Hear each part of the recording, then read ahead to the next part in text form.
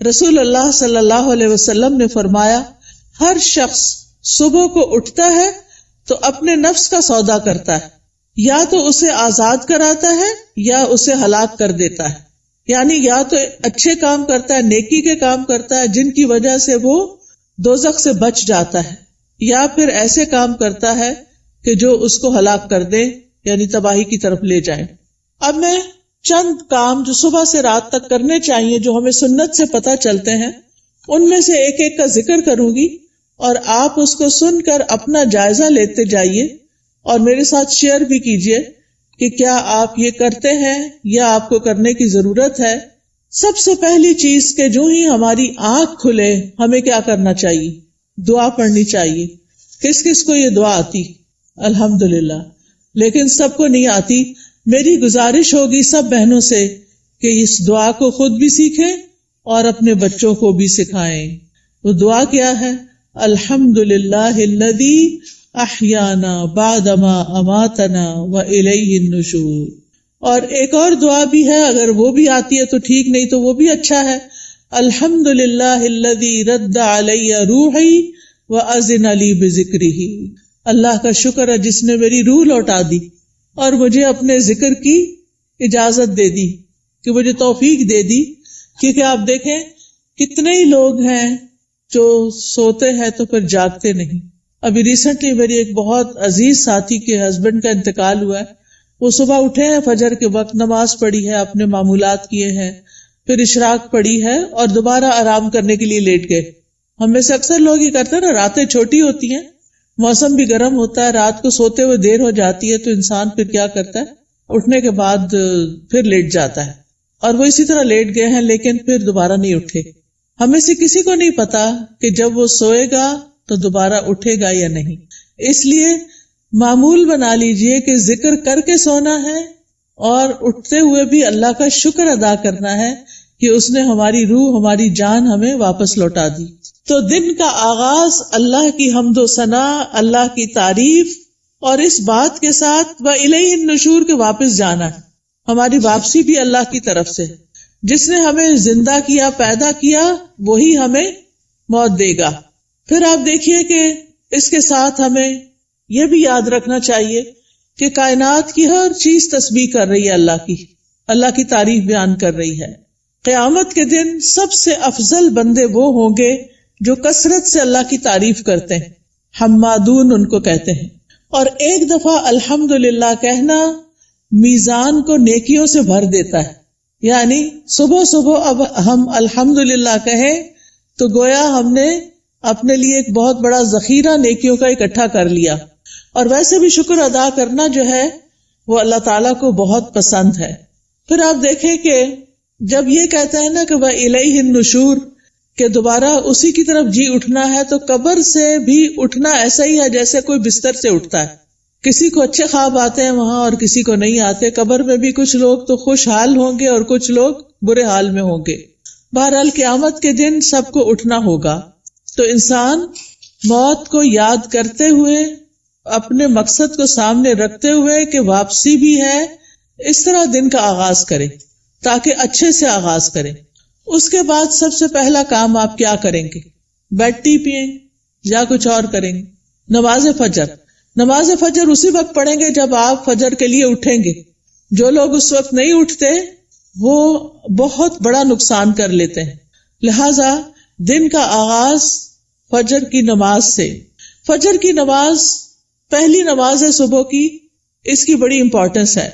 اللہ تعالیٰ نے بندوں پر 5 نمازیں فرض کی ہیں، اور رسول اللہ صلی اللہ علیہ وسلم نے فرمایا جس نے انہیں ادا کیا اور ان کا حق ہلکا سمجھتے ہوئے ان میں سے کچھ ضائع نہ کیا تو اللہ تعالیٰ کا اس کے لیے قیامت کے دن یہ عہد ہے کہ اس کو جنت میں داخل فرمائے۔ اور جس نے ان کو ادا کیا مگر ان کا حق ہلکا سمجھتے ہوئے، معمولی چیز سمجھتے ہوئے نماز کو ان میں سے کچھ ضائع کر دیا، تو اللہ کا کوئی وعدہ نہیں، چاہے تو عذاب دے چاہے تو معاف کر دے۔ تو اس لیے دن کا آغاز اللہ کی نافرمانی سے نہیں کرنا۔ کس سے کرنا؟ فرما برداری سے۔ اور فرما برداری میں پہلی فرما برداری نماز۔ پہلا سوال قیامت کے دن نماز کا ہوگا۔ اگر اسی ٹیسٹ میں فیل ہو گئے تو آگے اور مشکلات ہو جائیں گی۔ اللہ سبحانہ تعالی دن میں 2 بار فرشتوں سے بندوں کی نماز کے بارے میں خبر لیتے ہیں، ایک فجر اور ایک عصر۔ وہ پوچھتے ہیں جب تم گئے تھے ان کے پاس تو کیا کر رہے تھے؟ فرشتے بتاتے ہیں وہ نماز پڑھ رہے تھے۔ جب تم نکلے تو کیا کر رہے تھے؟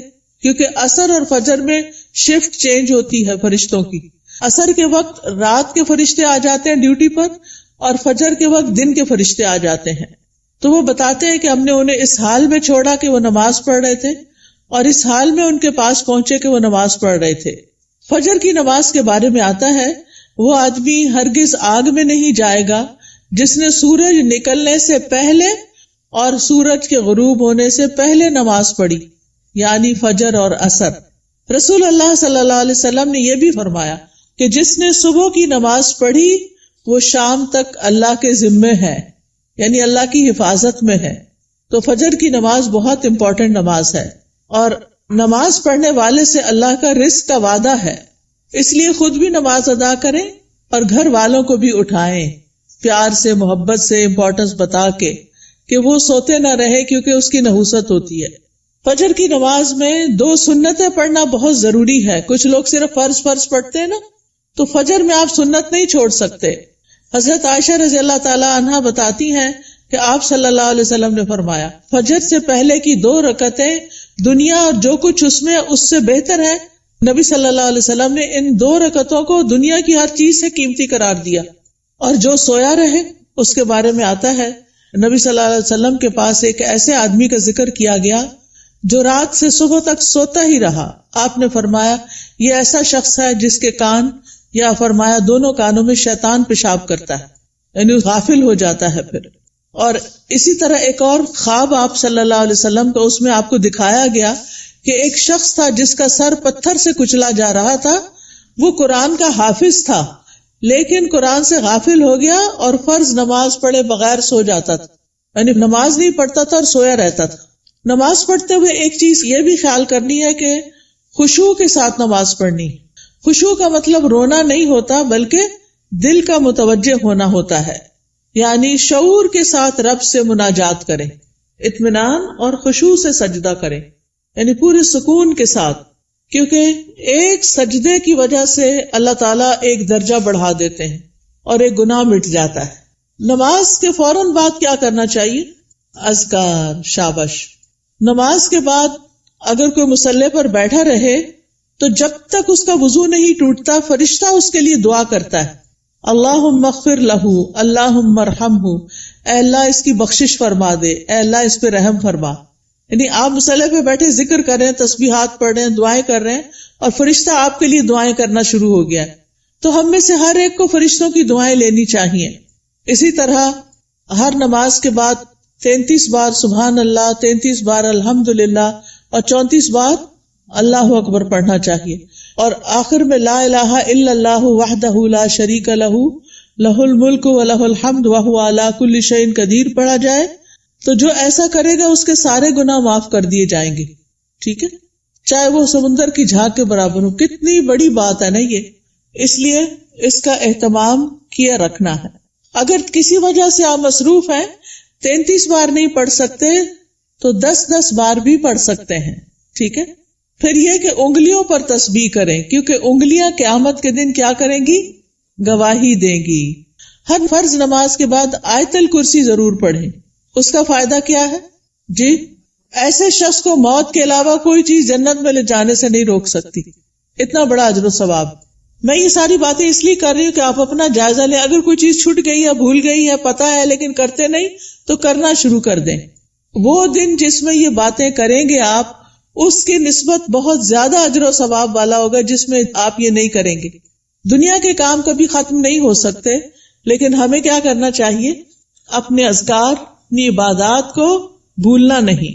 اسی طرح ہم میں سے اکثر لوگ کہتے ہیں مجھے نظر لگ گئی، وہ فلانے نے جادو کر دیا، وہ گھر میں یہ شر ہو گیا۔ تو اس کا حل بتایا گیا ہے کہ ہر نماز کے بعد قل هو اللہ 1 دفعہ، قل اعوذ برب الفلق 1 دفعہ اور قل اعوذ برب الناس 1 دفعہ پڑھیں۔ یہ نماز کے بعد پڑھنی چاہیے۔ اچھا، اب آپ دیکھیے کہ بعض لوگ بیمار ہوتے ہیں، کوئی ایسی تکلیف ہوتی ہے ان کو سمجھ نہیں آتی، وہ پڑھ کے اپنے ہتھیلی پہ پھونک مار کے اپنے سر سے، منہ اور پورے جسم پر اپنا ہاتھ پھیر لیا کریں.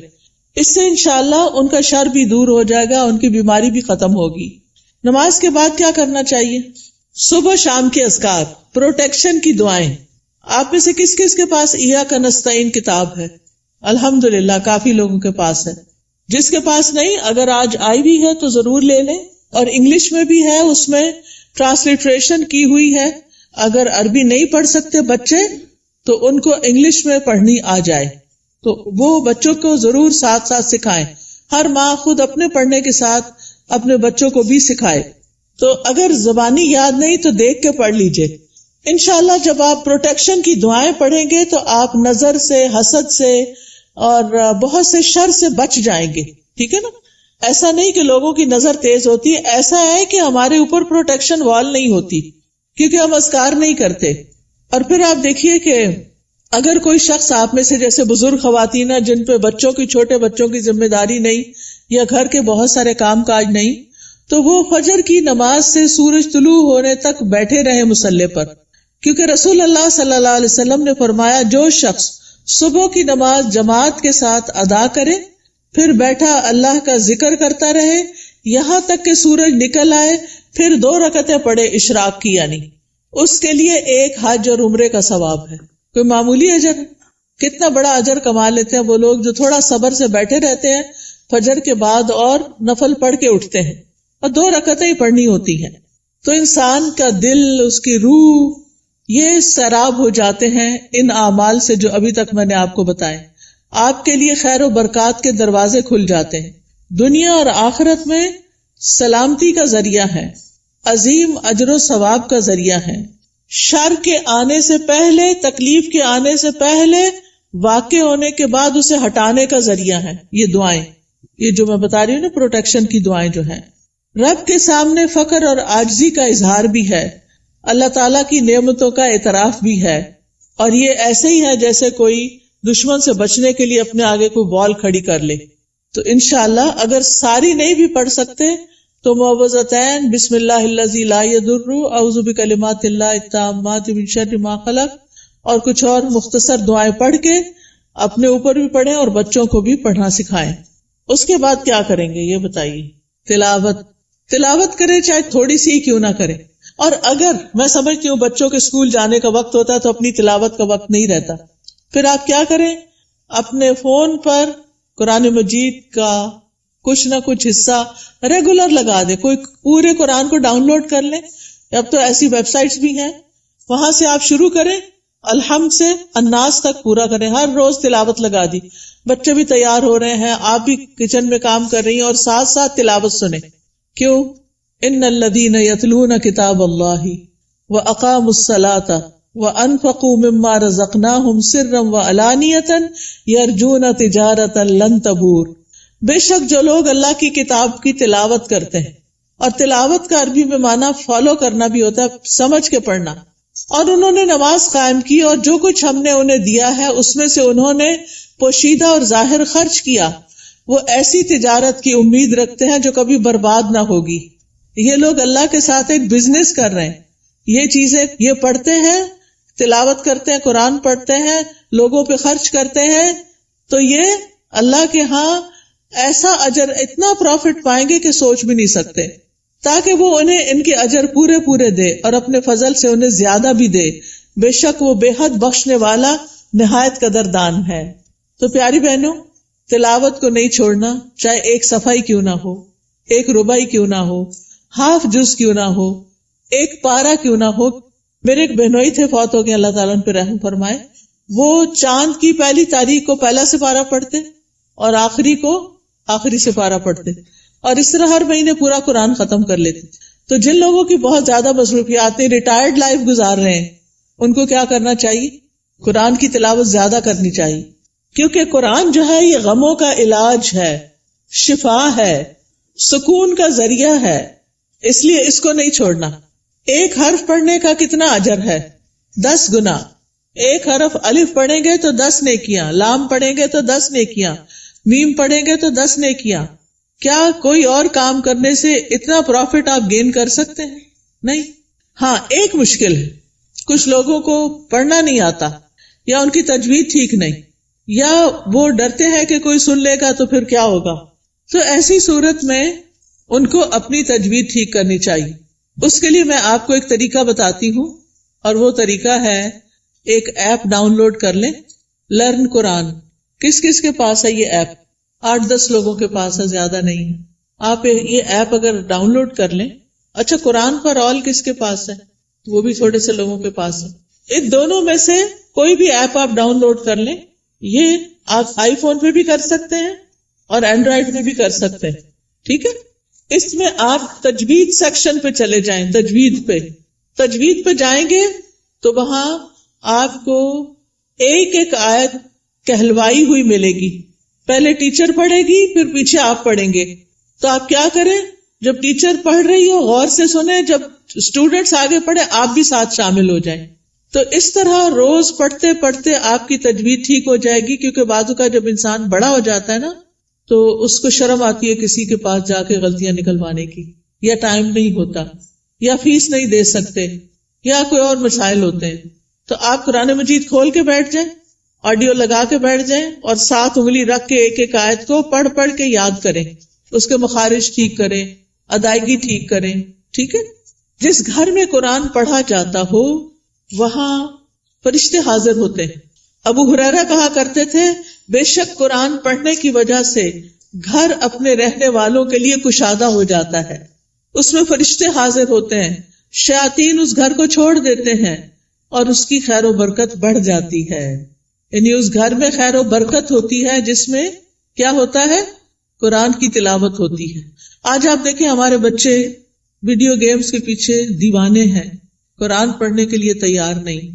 ہم اپنے پیچھے کیا چھوڑ کے جا رہے ہیں؟ آپ کو پتا نا، جب بچے قرآن پڑھتے تو ماں باپ کو بھی ثواب ملتا ہے کیونکہ انہوں نے ان کو پڑھوایا. لیکن اگر ہمارے بچے قرآن ہی نہیں پڑھ رہے تو مرنے کے بعد کون ہمارے لیے دعائیں کرے گا، کون ہمارے لیے کچھ کرے گا؟ تو اس لیے پیاری بہنوں، آپ ان کے لیے عملی نمونہ بنو، رول ماڈل بنو. آپ گھر میں ان کے بیچ میں بیٹھ کے تلاوت کرو، سیکھو. اگر نہیں تو انہیں بتائے، میں اب دیکھو اس ایج میں سیکھ رہی ہوں، چلو ہم سب مل کے سیکھتے ہیں. ان کو بھی ساتھ بٹھا لیں، چھوٹی سی گھر میں کلاس بنا لیں، 2-3 بچے اور آپ خود بیٹھ جائیں. اگر آپ کے ہسبینڈ بھی ساتھ بیٹھ جائے تو بہت ہی اچھا ہے. اگر یہ نہیں ہوتا تو کوئی ٹیچر ہائر کریں جو گھر پہ آئے، یا آپ اس کے پاس لے جائیں یا آن لائن پڑھائیں. لیکن اس فریضے سے آپ نے کوتاہی نہیں کرنی کہ بچوں کو قرآن سکھا کے جانا ہے دنیا سے. اور جس گھر میں قرآن نہیں پڑھا جاتا وہ اپنے رہنے والوں کے لیے تنگ ہوتا ہے، نحوست ہوتی ہے اس میں. فرشتے اس گھر کو چھوڑ دیتے ہیں، شیاطین آ جاتے ہیں اور اس گھر کی خیر و برکت کم ہو جاتی. تب ہمارے اوپر ہے نا، ہم کیا چاہتے ہیں. قرآن مجید صرف موبائل سے نہیں پڑھیں، وہ بھی ٹھیک ہے اگر نسخہ نہیں ہے آپ کے پاس، لیکن مصحف ہونا چاہیے. اور مصحف کو اپنے سرانے رکھا کریں. سرانے سے مطلب بیڈ سائڈ ٹیبل ہے نا، وہاں رکھا کریں. کیونکہ قبر میں بھی قرآن سرانے کی طرف سے آئے گا اور بچائے گا. اگر دنیا میں ساتھ نہیں رکھا نا، قبر میں نہیں آئے گا. سمجھ آ گئی بات؟ تو ابھی سے اس کو پاس رکھے، ساتھی بنائیں تاکہ قبر میں بھی وہ آپ کے ساتھ ہو. حدیث میں آتا ہے، آدمی کو جب اس کی قبر میں لایا جاتا ہے تو فرشتہ اس کے سر کی طرف سے عذاب دینے کے لیے آتا ہے. تو تلاوت قرآن اسے دور کر دیتی ہے. قبر میں عذاب نہیں دینے دیتے، وہ کہتے پیچھے جاؤ. جب فرشتہ سامنے آتا ہے تو صدقہ اسے دھکیل دیتا ہے. جب پاؤں کی طرف آتا ہے تو مساجد کی طرف جانا اس کو دھکیل دیتا ہے. ٹھیک ہے، پھر آپ دیکھیے کہ تلاوت کر لی آپ نے، تو آپ اب اٹھ کے 2 نفل پڑھ لیں اگر آپ نے پہلے نہیں پڑھے تلاوت سے. ورنہ فجر کی نماز پڑھ کے تلاوت شروع کر دیں اور پھر اشراق کے نفل پڑھ لیں، تو ٹائم بھی پاس ہو جائے گا، حج عمرے کا ثواب بھی ملے گا. یہ 2 نفل جو ہیں سارے جوڑوں کا صدقہ ہے. میں اکثر لوگوں کو بتاتی ہوں، اگر آپ کے جسم میں آپ کو جوائنٹس پین ہے تو آپ یہ تجربہ کر کے دیکھیں، اپنے سارے جوڑوں کا صبح صبح صدقہ دیں، 2 نفل پڑھیں، آپ کی تکلیف دور ہو جائے گی. کیونکہ میں نے یہ پرسنلی ایکسپیرینس کیا. پھر آپ دیکھیے، ہر روز اپنے نفع مند علم میں اضافہ کریں. چاہے کوئی اچھا لیکچر سنیں، چاہے کوئی کلاس جوائن کریں، چاہے کوئی کتاب پڑھیں. تو علم نافع جو ہوتا ہے وہ 2 طرح کا ہوتا ہے. ایک دینی اور شرعی علم، جس میں ہم قرآن کا ترجمہ سیکھتے ہیں، تفسیر سیکھتے ہیں، جس میں ہم دعائیں سیکھتے ہیں، جس میں ہم نماز کا طریقہ سیکھتے ہیں، سیرت کے بارے میں سیکھتے ہیں، احادیث پڑھتے ہیں. یہ دینی علوم ہے. اور دنیاوی علم جس سے انسان دوسروں کو فائدہ پہنچا سکے، جیسے طب ہے، ڈاکٹر بننا ہے، بزنس ہے، ایگریکلچر ہے، انڈسٹری کے بارے میں جاننا، آئی ٹی کے بارے میں، یہ ساری تعلیم حاصل کرنا تاکہ آپ دوسرے لوگوں کو فائدہ پہنچا سکیں اور اپنی ارننگ بھی کر سکیں. تو یہ بہت فائدے کی چیز ہے کہ اب آپ نے نماز، قرآن تلاوت، اشراق سب کر لی، اب یا اپنی جاب پہ جائیں یا پھر اگر گھر میں ہیں تو گھر کے کام کاج کریں اور اس کے بعد اپنا نالج بھی بڑھائیں. اس کے لیے آپ سیکوینس کے ساتھ لیکچر سنا کریں.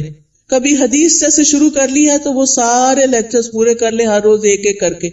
اگر تفسیر شروع کر لی ہے تو اس کو شروع کر کے آگے تک لے جائیں، لیکن اپنے علم میں پختگی لائیں. اور اگر ہو سکے تو کوئی نہ کوئی کلاس جوائن کریں. رسول اللہ صلی اللہ علیہ وسلم نے فرمایا، جو شخص صبح کے وقت اس لیے مسجد کی طرف نکلا کہ بھلائی سیکھے یا سکھائے تو اس کے لیے پورا حج ادا کرنے والے کے مثل اجر ہے. اتنا بڑا اجر ہے. یاد رکھیں، علم سیکھنے اور سکھانے کے لیے وقت مقرر کریں، جگہ مقرر کریں، ورنہ اگر آپ صرف چلتے پھرتے ہی سن رہے ہیں تو پکا علم نہیں آئے گا. کوئی بات سمجھ آئے گی، کوئی نہیں آئے گی.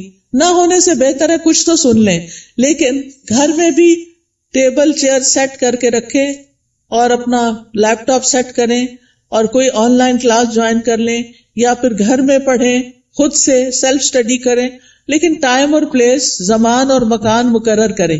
اس سے آپ کی گروتھ ہوگی. جتنا جتنا آپ سیکھتے جائیں گے آپ نیکیوں میں آگے بڑھتے جائیں گے، برائیوں سے دور ہوتے چلے جائیں گے.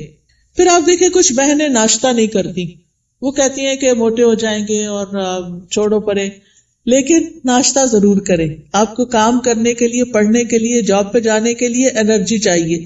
چاہے چند کھجوریں ہی کیوں نہ کھا لیں، کھجور پانی لے لیں، کچھ اور سیڈز وغیرہ لے لیں، نٹس لے لیں، جو بھی آپ کو پسند ہو. اگر دودھ پسند ہے تو زیادہ دودھ اور کم چائے ڈال کے پی لیں. بہت سے لوگ صرف کافی پی لیتے ہیں، تو وہ درست نہیں کہ آپ اپنے آپ کو صرف ایسی چیزوں پر کہ جو آپ کے اندر کیفین ڈالے اور آپ صرف اس کی وجہ سے ایکٹیو اور غذائیت نہ ہو، تو آپ دیکھیں کہ پھر آپ سے بہت سے کام ہو نہیں پاتے، آپ جلدی تھک جاتے ہیں. تو اس کو بھی بچائیے. اپنے جسم کی حفاظت بھی عبادت ہے، ٹھیک ہے نا؟ جسم کی حفاظت بھی عبادت ہے. یہ نہیں کہ سب کی ٹیک کیئر کرتے کرتے اپنے آپ کو بھلا کے رکھ دیں اور پھر کسی کام کے نہ رہیں، نمازیں بھی بیٹھ کے شروع کر دیں. یہ نہیں ہونا چاہیے. پھر آپ دیکھیے کہ کھانا بھی عبادت ہے. بسم اللہ پڑھ کر کھائیں، بیٹھ کر کھائیں. میں نے دیکھا ہے کہ بعض اوقات لوگ اس بات کی پرواہ نہیں کرتے، چلتے پھرتے کھا رہے ہوتے. خاص طور پر مائیں کچن میں کام کر رہی ہیں، اپنا ناشتہ رکھ لیا، ادھر سے ایک نوالا لیا، ادھر کام کیا. یہ درست نہیں. آپ کے بچے بھی یہی کریں گے. چھوٹے بچوں کو بھی میں نے دیکھا ہے وہی بھاگتے دوڑتے کھا رہے ہوتے ہیں. یہ درست طریقہ نہیں ہے. سنت طریقے سے کھائیں، کھانا عبادت ہو جائے گا. پھر دائیں ہاتھ سے کھائیں اور پیئیں. ہر گھونٹ پہ الحمدللہ کہیں. پھر کھانا کھا کر بھی دعا کریں. کس کس کو آتی ہے دعا؟ پڑھیں مل کے ذرا کھانا کھانے کی. الحمدللہ. کچھ لوگوں کے ہونٹ نہیں ہلے، یا تو دعا نہیں آتی یا بخل کیا انہوں نے پڑھنے میں. اگر نہیں آتی تو کوئی حرج نہیں، سیکھ لیں، آپ کا دن عبادت بن جائے گا. ہمارے دین میں صرف نماز پڑھنا عبادت نہیں. ہم نے ابھی آیت میں کیا سنا؟ نماز پڑھو اور نیکی کرو. وہ کون سی نیکی ہیں جو نماز کے علاوہ ہیں؟ وہ یہی نیکیاں ہیں. اپنی کیئر کرنا بھی نیکی ہے اور بسم اللہ پڑھ کے کھانا بھی نیکی ہے، الحمدللہ کہنا بھی نیکی ہے. جو بندہ پانی پی کر الحمدللہ کہتا ہے اللہ اسے راضی ہو جاتا ہے، خوش ہو جاتا ہے. کہ یہ مشکل کام تو نہیں اللہ کو راضی کرنا، بشرطے کہ ہمارے کچھ آداب اور مینرز ایسے ہوں. صبح صبح اپنے آپ سے سیلف ٹاک کیا کریں اور کہا کریں میری ساری زندگی میرے رب کے لیے، میں اللہ کی بندی ہوں، اللہ کی فرما بردار بنوں گی، اللہ کا حکم مانوں گی، اللہ کو راضی کروں گی. اپنے آپ سے یہ باتیں کیا کریں. میں ہر کام اللہ کی پسند کا کیا کروں گی، کیونکہ جو آپ سوچتے ہیں آپ بولتے ہیں پھر وہ کرتے بھی ہیں. ٹھیک ہے نا؟ کیونکہ ہمارے دل میں کیا ہوتا ہے، فلاں کیا کہے گا، اس کو خوش کرنا، اس کو راضی کرنا، فلانا کام کرنا، فلانا. ٹھیک ہے وہ سب کریں لیکن اپنا خیال بھی رکھیں. ہم نماز پڑھ کے بھی عبادت کرتے ہیں، ہم مخلوق کا خیال رکھ کے بھی عبادت کر رہے ہوتے ہیں، اور ہم اپنے عادات کو اچھا بنا کے بھی عبادت کر رہے ہوتے ہیں. تو ہمیں اپنا ایمان بھی بڑھانا ہے اور ایمان بڑھانے والا ماحول بھی قائم کرنا ہے. اپنے گھر کا ماحول، اپنے سوشل سرکل کا ماحول ایمان بڑھانے والا. آپ ایسے لوگوں سے ملیں جن سے ملنے کے بعد آپ کا ایمان اوپر جائے، اور ان لوگوں سے ذرا دور رہیں، اسپیس دیں جن سے مل کے آپ کی طبیعت خراب ہوتی ہے، اور وہ ایسی غیبت کرتے ہیں کہ آپ کا ایمان خراب کر دیتے ہیں. کیونکہ میں نے دیکھا ہے کہ بہت دفعہ خواتین سب بچے وغیرہ اسکول گئے، ہسبینڈ آفس گئے، اب کیا شروع ہو گئے، موقع مل گیا ان سب کی شکایتیں کرنے کا. کبھی اماں کو شکایت لگا رہے ہیں، کبھی دوست کو لگا رہے ہیں، روزانہ کی روٹین. کچھ لوگوں کو تو ہمیں فون کرنا ہی ہوتا ہے کہ ہمارے دوست ہوتے ہیں، آ نہیں سکتے، ہم جا نہیں سکتے، تو ہم فون پہ باتیں کرتے ہیں. اور اب تو فیس ٹائم اور پتہ نہیں کیا کیا باتیں کرنے کے ذریعے آ گئے ہیں دور بیٹھے لوگوں سے بھی.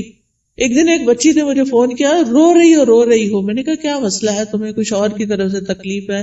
نہیں کوئی تکلیف نہیں، تمہارے رزق کی کمی نہیں، وہ بھی کمی نہیں، میرے پاس ہر نعمت. میں نے کہا پھر کیوں رو رہی؟ کہتی وہ میری بھابھی نے میری امی کا جینا حرام کر رکھا ہے. میں نے کہا آپ کو کیسے پتا چلا؟ یعنی مجھے لیٹسٹ خبر دے رہی تھی کہ آج میری بھابھی نے یہ فساد گھر میں کیا. میں نے کہا وہ اللہ کے بندے آپ کو بتاتے کیوں ہیں؟ وہ یو کے میں رہتی تھی. میں نے کہا آپ پاکستان کی خبریں یو کے میں سن کے رو کے کینیڈا میں رپورٹ کر رہی ہیں، ساری دنیا کو سر پہ اٹھایا ہوا ہے. کیا فائدہ ایسی زندگی کا؟ اگر ہمارے گھر میں کوئی جھگڑا نہ تو اللہ کے واسطے بیٹیوں کو آرام سے اپنے گھر میں رہنے دیں، اپنے جھگڑوں کو گھر میں خود ہی نپٹا لیں. بہو کی شکایتیں بیٹی کو، بیٹی کی شکایتیں باپ کو، اس کو یہ چھوڑ دیں. یہ سکون برباد کرنے والی چیزیں ہیں. بات کریں تو علم کی بات کریں، اچھی کسی کو کھانا پکانے کی ٹپ دیں، کوئی بیمار ہے تو اس کو صحت کے لیے کوئی مشورہ دیں، لیکن اس قسم کی باتیں نہ کریں کیونکہ یہ غیبت ہے. اور آپ کی نے جو صبح سے وہ اٹھی ہوئی ہے نا اور جو کچھ کیا ہے سب صفائی ہو جائے گی، شام ہونے سے پہلے سب کچھ ختم. تو اس لیے بہت ضروری ہے کہ ہم کیا کریں، اپنی زندگی کا جائزہ لیں کہ کون سی چیزیں ایمان بڑھانے والی ہیں اور کون سی گھٹانے والی ہیں. ایمان گھٹانے والے کام، گناہ کے کام، نافرمانی کے کام، جھوٹ اور بخل. پھر آپ دیکھیں کہ اپنے جسم اور اپنی روح کا خیال کرنے کے لیے اپنے آپ کو صاف ستھرا رکھیں، یہ بھی عبادت ہے. آپ نے وہ حدیث سنی ہوگی نا، صفائی نصف ایمان ہے، وہ بچپن میں رٹا دیتے ہیں. اپنے جسم کی صفائی، ایکسٹرا بالوں کی صفائی، اپنے کپڑوں کی صفائی، اپنے گھر کی صفائی پہ لگ جائیں. اور کس نیت سے کہ یہ عبادت ہے. میں اپنا ماحول صاف کر رہی ہوں، اپنے گارڈن کو صاف کر رہی ہوں، اپنی کھڑکیاں صاف کر رہی ہوں، جو بھی کریں. اور ایک ہی دن میں سب کچھ نہیں کریں، پھر نماز بھی نہیں پڑھی جائے گی. اپنا اسکیجول بنا کے سیٹرڈے کو یہ کرنا، سنڈے کو یہ، منڈے کو یہ، اور کس کام میں کس کو ساتھ لگانا ہے، بچوں کو لگانا ہے، ہسبینڈ کو لگانا ہے، اپنی کسی فرینڈ کو بلا کے ساتھ لگانا ہے، وہ سارا کچھ لکھ کے رکھ لیں. اور اکیلی اپنی جان پہ زیادہ بوجھ نہ ڈالیں، ٹھیک ہے. پھر اپنے جسم، ناخن، بال، دانتوں، ان سب کی صفائی کا اہتمام. مسواک رب کو راضی کرنے کا ذریعہ ہے. پھر وضو کے بعد کی دعا، پھر اذان سن کے اس کی دعا. پھر کوئی بھی ایسی چیز جو آپ کو پریشان کرتی ہے اس کے بارے میں اپنے رب پر توکل کہ یا رب تو ہی کرنے والا ہے، میں تیری ہی طرف رجوع کرتی ہوں، تجھ سے ہی دعا کرتی ہوں. اور رب سے دل ہی دل میں باتیں کیا کریں. کسی بھی طرح کے حالات ہوں، اللہ کی رحمت سے نا امید نہ ہوں، اللہ کی رحمت سے پر امید رہیں. باہر گروسری کرنے جا رہے ہیں، کوئی بھی کام کر رہے ہیں، اس کے ساتھ اپنا غور و فکر اور ذکر جاری رکھیں.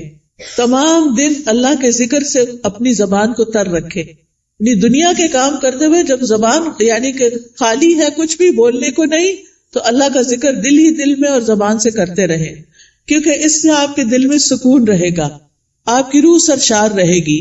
ایک دفعہ سبحان اللہ اور الحمدللہ کہنے سے زمین آسمان بھر جاتا ہے. اور یہاں پر کچھ کارڈز بھی ہم آپ کے لیے لائے ہیں جن میں اذکار ہیں، تو اپنے کام کاج سے فارغ ہو کے آپ وہ ذکر کر سکتے ہیں، جیسے یہ تسبیحات ہیں. پھر اسی طرح اگر آپ کو رزق کی تنگی ہے تو یہ رزق میں کشادگی کے لیے دعائیں ہیں. پھر اگر کسی اہم کام میں آپ کو مشورہ کرنا تو یہ استخارہ ہے، استخارہ کیسے کریں اور اس کی دعا. پھر اسی طرح اللہ کا شکر ادا کرنے کے لیے یہ الحمدللہ کا کارڈ ہے، یہ دعائیں ہیں شکر ادا کرنے کی، اللہ کی تعریف کی، کیونکہ اللہ کی تعریف کرنے والے قیامت کے دن سب سے افضل بندے ہوں گے. پھر یہاں کچھ تسبیحات بتائی گئی ہیں، ان کا انگلش میں بھی ٹرانسلیشن ہے جن کے بہت بڑے بڑے فائدے ہیں. پھر آپ دیکھیے اگر قرض سے پریشان ہیں، مالی معاملات میں، تو یہ دعائیں ہیں، ان کا بھی انگلش ٹرانسلیشن موجود ہے. پھر یہ پروٹیکشن کی دعائیں ہیں. تو آپ دیکھیے کہ معمولی قیمت کے یہ کارڈ جو ہیں آپ کی زندگی میں بہت بڑی تبدیلی لا سکتے ہیں. تو آپ نے اگر یہ سارے اپنے گھر میں رکھے ہوئے ہوں ایک دن ایک اٹھا کے پڑھ لیجئے، دوسرے دن دوسرا پڑھ لیجئے، تیسرے دن تیسرا پڑھ لیجئے، اور اس طرح آپ کا ذکر کے ساتھ ایک رابطہ قائم ہو جائے گا. کثرت سے توبہ استغفار کریں. اگر کوئی مسائل ہے زندگی میں، کوئی پریشان کر رہی ہے چیز، تو استغفار کی کثرت، استغفر اللہ کی تسبیح کر سکتے ہیں، اللہم اغفر لی کی تسبیح کر سکتے ہیں. پھر اسی طرح وقت کا بہتر سے بہتر استعمال کریں. وقت جو ہے وہ بہت قیمتی نعمت ہے. ایک دفعہ اگر وقت چلا جائے تو دوبارہ نہیں آتا، اس لیے ہر دن کو مفید اور پروڈکٹیو ڈے بنائیں. رسول اللہ صلی اللہ علیہ وسلم نے فرمایا 2 نعمتیں ایسی ہیں جن کے بارے میں اکثر لوگ خسارے میں ڈالے گئے ہیں، ایک تندرستی اور دوسرے فراغت، کہ اس سے وہ فائدہ نہیں اٹھاتے جتنا اٹھانا چاہیے. بیمار ہو کر تو انسان کچھ کر نہیں سکتا. جب تک اللہ آپ کو چلتا پھرتا رکھے، آپ عبادت بھی خوب دل بھر کے کریں اور بندوں کی خدمت بھی کریں اور فضول قسم کی ایکٹیویٹیز میں اپنا وقت ضائع نہ کریں. آپ دیکھیے کہ ہمارے دن میں کئی ڈسٹریکشنز ہوتی ہیں، خاص طور پر فون کی وجہ سے. ہم نے کوئی اپنے گول سیٹ کیے ہوئے ہوتے کہ آج کے دن میں نے یہ اور یہ کام کرنے ہیں. آپ کرنا شروع کرتے ہیں کہ اتنے میں بیل بج جاتی ہے، آپ فون اٹھا لیتے ہیں اور کہیں سے کہیں پہنچ جاتے ہیں، اور جو کرنے کا کام تو وہ دھرے کا طرح رہ گیا. تو اس چیز سے بھی آپ نے کانشیس رہنا ہے. کچھ وقت کے لیے فون بند کر دیا کریں اور اس وقت اپنے کرنے کے کام پہلے پورے کریں، پھر اس کے بعد فون کھولیں، تاکہ آپ کا دن نتیجہ خیز دن ہو. جب انسان اپنے کرنے کے کام کر لیتا ہے تو اس کو ایک خاص سیٹسفیکشن ہوتی ہے، خاص خوشی نصیب ہوتی ہے. تو آپ اپنے کرنے کے کاموں کی لسٹ بنائیں، اپنے مقاصد کو دہرایا کریں، بے مقصد چیزوں سے خود کو دور رکھیں، اور جو ٹارگٹ آپ حاصل کرنا چاہتے ہیں اس کے لیے دیکھیں کہ آپ کو کیا کیا چاہیے، وہ بھی لکھ لیں. پھر اسی طرح کاموں کو لٹکائیں نہ، تاخیر نہ کریں، وقت پر کریں. روٹین بنائیں تو کام سارے ہی ہو جائیں گے، کیونکہ ہیپ ہیزرڈ کبھی کچھ کر لیا، کبھی کچھ کر لیا، کبھی کچھ کر لیا، بہت وقت ضائع ہوتا ہے. ایک کام کرتے ہوئے آپ کو یہ پتا ہونا چاہیے کہ نیکسٹ کیا کرنا ہے مجھے. یہ نہیں کہ اوہو آج میں یہ تو کرنا بھول ہی گئی، یہ تو پڑھا ہی نہیں، یہ تو کیا ہی نہیں. پھر آپ دیکھیے کہ جتنے بھی اطاعت کے کام، عبادت کے کام ہوتے ہیں، اس میں مشقت لگتی ہے، محنت لگتی ہے. اس کے لیے اپنے نفس سے جہاد کرنا پڑتا ہے، اپنے نفس کو کنٹرول کرنا پڑتا ہے، کیونکہ کامیاب بھی وہی ہوتا ہے جو نفس کا تزکیہ کر لیتا ہے. قد افلح من تزکا وذکر اسم ربہ فصلی، فلاح پا گیا جس نے پاکیزگی اختیار کی اور اپنے رب کا نام یاد کیا، پھر نماز پڑھی. یہ ہے کامیاب ہونے والے. لہذا دن بھر اپنی نمازوں کی حفاظت، کیونکہ نماز قبر میں ساتھ داخل ہوگی، بچوں نے بھی نہیں داخل ہونا، مال نے بھی داخل نہیں ہونا، کسی دوست نے بھی ساتھ نہیں جانا. جس چیز نے جانا ہے اس کی فکر سب سے پہلے کرے. نبی صلی اللہ علیہ وسلم سے سوال کیا گیا کہ سب سے افضل اعمال کون سے ہیں، تو آپ نے فرمایا نماز کو اس کے اول وقت پر ادا کرنا. ٹائم ہو تو بلا وجہ تاخیر نہ کریں، فوراً پڑھ لیں. اور پھر نماز کی 12 سنتیں بھی ادا کیا کریں دن بھر میں، کیونکہ ایسا کرنے والے کے لیے جنت میں گھر بنا دیا جاتا ہے. آپ دیکھیے کہ صرف 1 سال اگر کوئی شخص سنت موقدہ پڑھتا ہے تو نہ پڑھنے والے کے درمیان اور اس کے درمیان 4320 رکعتوں کا فرق پڑ جاتا ہے. یعنی ایک وہ شخص جو 12 رکعتیں پڑھتا ہے سال بھر اور دوسرا صرف فرض پڑھ رہا ہے اور کوئی نہیں پڑھ رہا سنت، تو ان دونوں کے درمیان 1 سال میں اتنا فرق پڑ جائے گا. اگر 1 رکعت بھی وتر روز پڑھتے ہیں آپ تو سال میں 365 رکعتیں بنتی ہیں، یہ منیمم. لیکن کچھ لوگ وتر بھی نہیں پڑھتے، وہ اس سے بھی محروم.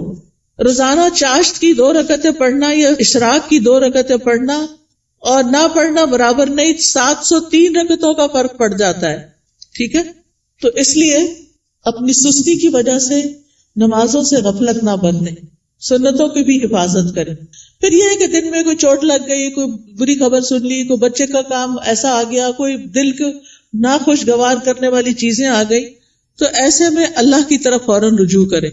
کوئی بری خبر سن لی، فوراً اللہ کی طرف رجوع. اور پھر اس کے بعد ہر کام عبادت سمجھتے ہوئے کریں، چاہے کھانا پکانا ہے، چاہے صفائی کرنا ہے، چاہے کپڑے دھونا ہے. کھانا کھلانا جو ہے وہ افضل ترین عبادت ہے. قرآن مجید میں آتا ہے وَيُطْعِمُونَ الطَّعَامَ عَلَى حُبِّهِ مِسْكِينًا وَيَتِيمًا وَأَسِيرًا إِنَّمَا نُطْعِمُكُمْ لوجہ اللہ لا نرید منکم جزاء ولا شکورا. وہ اس کی محبت میں کھلاتے ہیں مسکین کو، یتیم کو، اسیر قیدی کو. کیا کہتے ہیں کھلاتے ہوئے؟ ہم تمہیں صرف اللہ کے چہرے کی خاطر کھلا رہے ہیں کہ ہم اللہ کا دیدار کرنا چاہتے ہیں. ہم تم سے نہ شکریہ چاہتے ہیں نہ بدلہ چاہتے ہیں. انا نخاف من ربنا یوما عبوسا قمطریرا. بے شک ہم اپنے رب سے اس دن کے بارے میں ڈرتے ہیں جو تیوری چڑھانے والا نہایت سخت ہوگا. تو ان کے ساتھ کیا معاملہ ہوگا؟ اللہ بھی ان کو قیامت کے دن کی مشقتوں سے بچا لے گا اور ان کو خوشی اور تر و تازگی ملے گی. فوقاہم اللہ شر ذلک اليوم ولقاہم نضرۃ وسرورا. تو اس لیے کھانا گھر والوں کو بھی پکا کے کھلائیں یا مہمانوں کے لیے پکائیں تو خوشی خوشی پکائیں، احسان نہ جتائیں اور ضائع نہ کریں. کپڑے دھونا، نہانا، بچوں کو نہلانا، گھر صاف کرنا، یہ سب صفائی اور طہارت کے اہتمام ہیں، یہ ایمان کو مکمل کرتے ہیں. پھر آپ دیکھیے کہ نیکیوں کے کام میں سستی نہیں کرنی. نیکی کا کوئی بھی کام، آپ کی دوست نے فون کر دیا کہ فلاں شخص بیمار ہے، غریب ہے، اس کے لیے مدد کرنی ہے، آپ بھی اپنا کچھ حصہ ڈال دیا، صدقہ کر دیا. تو نیکی کے ہر کام میں حصہ ڈالا کریں. حضرت ابوبکر کے بارے میں آتا ہے، نبی صلی اللہ علیہ وسلم کی مجلس میں لوگ بیٹھے ہوئے تھے. آپ نے پوچھا آج تم میں سے کس نے روزے کی حالت میں صبح کی ہے؟ حضرت ابوبکر رضی اللہ عنہ نے عرض کیا میں نے. آپ نے پوچھا آج کس نے مریض کی عادت کی؟ انہوں نے کہا میں نے. آپ نے پوچھا تم میں سے جنازے میں کس نے شرکت کی؟ انہوں نے کہا میں نے. آپ نے پوچھا کس نے مسکین کو آج کھانا کھلایا؟ تو ابوبکر کہتے ہیں میں نے رضی اللہ عنہ. تو نبی صلی اللہ علیہ وسلم نے فرمایا جب کسی شخص کے لیے ایک ہی دن میں یہ خصلتیں جمع ہو جائیں وہ جنت میں ضرور داخل ہوگا. یہ جنت میں جانے والے کام. اچھا ہمیں پتہ چلتا رہتا ہے کوئی بیمار ہے، اچھا کہتے اچھا اللہ اس کو شفا دے، بس ادھر ہی بیٹھ گئے، خبر نہیں لیتے. ہمیں پتہ ہوتا ہے کہ کوئی بھوکا ہے یا نہیں کھانا پکا سکتا یہ کھا سکتا، ہم کر سکتے ہیں تو ہم توجہ نہیں کرتے. ہم راشن کا انتظام کر سکتے، ہم کسی بھی طرح مدد کر سکتے ہیں، لیکن اس کی طرف توجہ کرنے کی ضرورت ہے. پھر اللہ کی نافرمانی سے بچیں، جہنم کو سامنے رکھتے ہوئے گناہوں سے بچیں. یعنی صرف نیکی کے کام کرنا کافی نہیں، گناہوں سے بچنا بھی بڑا ضروری ہے. پھر لوگوں کے ساتھ معاملہ کرتے ہوئے اچھے اخلاق سے پیش آئیں. سب سے پہلا حق آپ کے اوپر والدین کا ہے. زندہ ہیں تو ان کی زیارت کو جائیں، ان سے بات کریں، ان کے لیے دعائیں کریں، ملاقات کریں تو ان کی پیشانی چومیں، ہاتھ چومیں، کیونکہ والدین سب سے زیادہ حسن سلوک کے مستحق ہیں. نماز میں ان کے لیے دعائیں کریں. فوت ہو گئے ہیں تو ان کے لیے دعا کے علاوہ صدقہ کیا کریں. گھر والوں کے لیے باعث خیر بنے، اپنے گھر والوں کو آگ سے بچائیں، ان کو نیکی اور دین کی طرف لا کر. پھر اسی طرح جہاں بھی بیٹھے خیر پھیلانے والے بنے، دوسروں کا بھلا کرنے والے، دوسروں کو فائدہ پہنچانے والے. کسی کو کوئی اچھا مشورہ دے دینا، کسی کا کوئی دل ہلکا کر دینا، کسی کو کوئی کسی چیز کے بارے میں رہنمائی کر دینا، علم سکھانا. آپ دیکھیے کہ بعض اوقات علم سکھانا مال خرچ کرنے سے بھی افضل ہے. کیوں؟ اس لیے کہ مال خرچ کرنے سے ختم ہو جاتا ہے اور علم سکھانے سے بڑھ جاتا ہے اور پکا ہو جاتا ہے. اس لیے چاہے اپنے بچوں کو سکھائیں، چاہے اپنے بہن بھائیوں کو کچھ نہ کچھ چھوٹا موٹا کنٹریبیوشن کرتے رہا کریں. جو اچھی باتیں آپ کو پتہ چلی ہیں وہ دوسروں کو بھی بتائیں. اس کے لیے آپ کے گھر میں کتابیں ہونی چاہیے، آپ کو کوئی نہ کوئی کلاس جوائن کرنی چاہیے تاکہ آپ سیکھیں اور سکھائیں. اس کے لیے کوئی بہت پی ایچ ڈی کرنے کی ضرورت نہیں ہوتی، وہ چند لوگ بھی کر لے تو کافی ہو جاتے ہیں. باقی لوگ روز مرہ کی چھوٹی چھوٹی چیزیں اور خاص طور پر خواتین اپنے بچوں کی تربیت کرتے ہوئے ان کو آداب اور مینر اور اخلاق سکھائیں گے تو یہ بہت بڑی کنٹریبیوشن ہوگی، وہ آپ کے لیے صدقہ جاریہ بنے گی. تو لوگوں کے ساتھ اچھے اخلاق سے پیش آئیں. ابن قیم کہتے ہیں آدمی کی برکت یہ ہے کہ وہ جہاں بھی مقیم ہو خیر کی تعلیم دے، خیر پھیلائے. تو اچھے اخلاق سے بھی انسان خیر پھیلا رہا ہوتا ہے. پھر اسی طرح دور پار ریلیٹیوز کی خبر گیری کرنا، پڑوسیوں کی خبر گیری کرنا، مریضوں کی خبر گیری کرنا، ملاقات کے وقت سلام کرنا، اپنے آس پاس کے لوگوں کا ہاتھ پٹانا، ان کے ساتھ تعاون کرنا. گھر میں اگر آپ کے علاوہ اور لوگ رہتے ہیں، اگر آپ بچے اور والدین ہیں تو ان کے کاموں میں ان کا ہاتھ بٹانا، کسی رشتہ دار کو ڈرائیو کر کے ہاسپٹل تک لے جانا. یعنی چھوٹے چھوٹے کام ہیں جن میں آپ دوسروں کے لیے خیر اور بھلائی کا باعث بنے. کسی پر خرچ کرنا، اپنے عزیزوں پیاروں کو تحفے تحائف دینا، یہ سارے نیکی اور خیر کے کام ہیں جو آپ کے دن کو افضل بنا دیتے ہیں. پھر زبان کی حفاظت، یہ بڑی ضروری ہے، کیونکہ جو بات بھی ہم کرتے فرشتے لکھ لیتے ہیں. تو فضول باتیں نہیں کرنی، کیونکہ ہماری انرجی ضائع ہوتی ہے اس میں بھی. کام کی بات کرنی ہے. انسان کے اسلام کا حسن یہ ہے کہ بیکار باتوں سے کنارہ کشی کرے. نبی صلی اللہ علیہ وسلم نے فرمایا خوشخبری ہے اس کے لیے جس نے اپنی زبان پہ قابو پا لیا اور اسے اس کے گھر نے گنجائش دی اور وہ اپنے گناہ پہ رویا. یعنی اس کا گھر اس کے لیے کافی ہو گیا، اس کے لیے سہولت ہے اس میں، اور فضول باتیں نہیں کرتا. کیلو کال چھوڑ دینا چاہیے. ہی سیڈ، شی سیڈ، یہ کہا گیا، فلاں نے یہ کیا، اس نے وہ، اس سے بہت سے فساد پھیلتے ہیں. مغیرہ بن شعبہ کہتے ہیں نبی صلی اللہ علیہ وسلم نے فرمایا بے شک اللہ تعالیٰ تمہارے لیے 3 باتیں پسند نہیں کرتا. بلا وجہ کی گپ شپ، بیکار کی باتیں اللہ کو پسند نہیں. مال ضائع کرنا، اور اس میں بعض اوقات ایکسٹرا ٹیشو استعمال کرنا، ٹیپ کھول کے باتوں میں لگ جانا اور پانی ضائع کرنا، بلا وجہ بتیاں جلا کے رکھنا، بیکار میں ادھر ادھر گھومنا، گاڑی کا گیس ختم کرنا. یعنی چھوٹی چھوٹی چیزوں میں بچت کرنی چاہیے. پھر اسی طرح یہ ہے کہ کسی کو زبان سے اذیت نہیں دینی چاہیے، کثرت سے صدقہ کرنا چاہیے، فقراء مساکین کا خیال کرنا چاہیے. پھر ایک اور بات یہ کہ غصے اور ناراضگی سے بچنا چاہیے.